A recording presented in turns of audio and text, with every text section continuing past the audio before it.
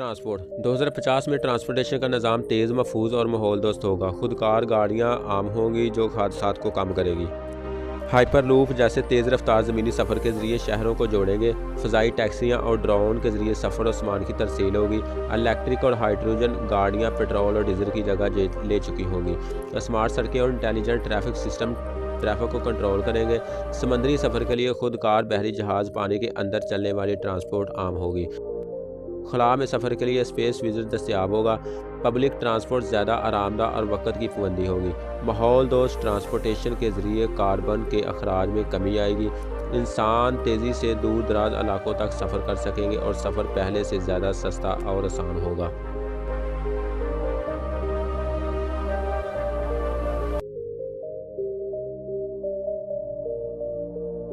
3D printing 2050 में 3D printing जदीद होगी, जिससे मुख्तलिफ शोबों में इनकलाब आएगा।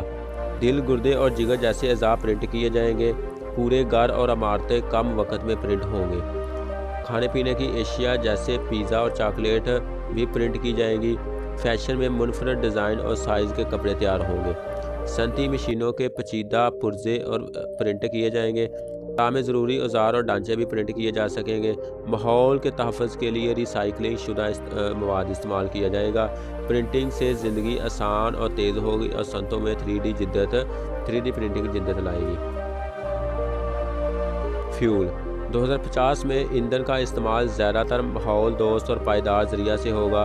फॉसिल फ्यूल्स पेट्रोल डीजल की जगह इलेक्ट्रिक एनर्जी और हाइड्रोजन फ्यूल और बायो फ्यूल ले चुके होंगे। समंदरी और फ़ज़ाई ट्रांसपोर्ट में हाइड्रोजन फ्यूल सेल्स और अमोनिया जैसे साफ ईंधन का इस्तेमाल होगा।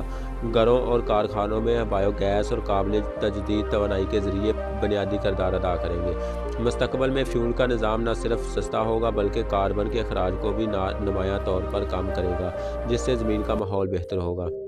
सोलर सिस्टम और विंड एनर्जी से गाड़ियाँ और मशीनें चलाई जाएंगी।